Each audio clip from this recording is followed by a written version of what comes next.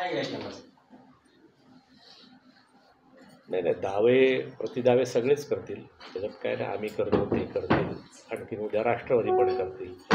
महायुतीतले पक्ष आहेत, त्यामुळे सगळ्यांना बरोबर घेऊन जाणार आहे. आणि महायुतीची जी कोर कमिटी आहे, निवडणूक समिती आहे, जी माननीय JP नड्डांच्या अध्यक्षतेखाली असेल, त्याच्यामध्ये शिवसेनेची मंडळी, शिंदेसाहेबांची, राष्ट्रवादी, या सगळे मिळून जो उमेदवार ठरवतील, त्या उमेदवारासाठी आम्ही सगळी मंडळी काम करणार. मग ते भैया सामंत असतील, दीपक केसरकर असतील, दस्तूरखुर्द रवी चव्हाण असतील, आमचे उदय सामंत, कोणी असतील, आम्हाला ही लोकसभा मोदी साहेबांच्या बरोबर द्यायची आहे. कारण विरोधामध्ये राहिल्यामुळे इथला खासदार गेले 2-2.5-3 वर्ष विरोधामध्ये राहिल्यामुळे केंद्रातल्या आलेल्या अनेक योजना जनतेपर्यंत पोचू शकल्या नाहीत. त्यामुळे असा निष्क्रिय खासदार आम्हाला बदलायचा आहे. महायुतीचा खासदार हवा आहे. त्यासाठी आम्ही खांद्याला खांदा लावून काम करणार आहोत. उमेदवार कोणीही असो, जे वरिष्ठ देतील तो उमेदवार.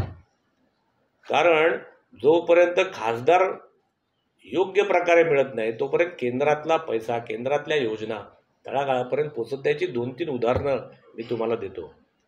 15,000 कोटी रुपये म्हणजे ब्रिटिशांनी रस्ता मुंबई गोवा केल्यानंतर जर कोणी या रस्त्याला एवढे पैसे दिले असतील तर ते मोदी सरकारने आणि माननीय नितीनजी गडकरीने. परंतु हे 15,000 कोटी देऊन सुद्धा गेले 10 वर्ष या रस्त्याचं काम रखडलेलं आहे.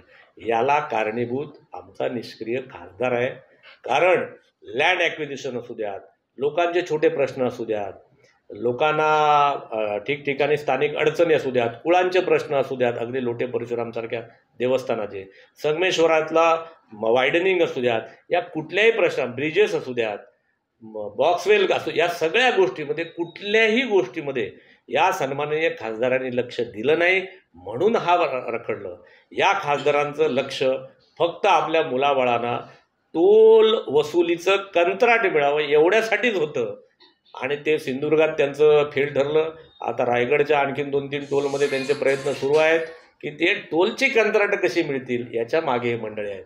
त्यामुळे जनतेच्या कल्याणासाठी केंद्रातल्या योजना राबवण्यात हे खासदार अपयशी ठरले. त्यामुळे आम्हाला आमचा हक्काचा खासदार, केंद्रातला निधी आणणारा हवा, तो महायुतीचा हवा.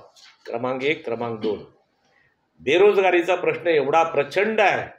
रोजगारच कोकणात उपलब्ध नसल्यामुळे इथली लोक मायग्रेट होतात, बाहेर जातात.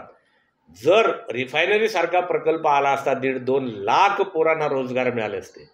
आमच्या या 1.5-2 लाख पोरांचा रोजगार बुडवणाऱ्या खासदाराला आम्ही 2024ला आमच्या या रायगड सिंधुदुर्ग आणि रत्नागिरीच्या समुद्रात बुडवल्याशिवाय राहणार नाही, असा चंग जनतेने बांधलेला आहे. त्यामुळे हा रोजगार बुडवणारा, रस्त्यांची कामं पूर्ण न करून घेऊ शकलेला, आणि एवढंच नव्हे, सिंधुदुर्गामध्ये पर्यटनाचं फार मोठं सी वर्ल्ड येणार होतं, याला सुद्धा जागा देऊ नये अशा प्रकारच्या लोकांची मनस्थिती करणारा, अशा प्रकारच्या खासदाराला बदलायचं आहे. मी याच्या पुढचं उदाहरण सांगेल की सिंधुदुर्ग किल्ल्यावरती छत्रपती शिवाजी महाराजांचा पुतळा लावायचा होता. त्यासाठी सुद्धा जागा देऊ नका म्हणून या खासदारांचे प्रयत्न सुरू झाले. परंतु आपल्या सरकारने बाहेरच जागा घेऊन छत्रपतींचा पुतळा उभारायचं काम सुरू केलं. त्यामुळे असा जनता विरोधी, रोजगार विरोधी, विकास विरोधी, त्याला कुठलाही दृष्टिकोन नाही, असा खासदार बदलायचं काम आम्ही 2024ला करणार आहोत. म्हणून आम्ही महायुतीतले सगळे मंडळी कामाला लागलेलो आहोत. हा आमचा उद्देश आहे. मग उमेदवार कोणी असू दे.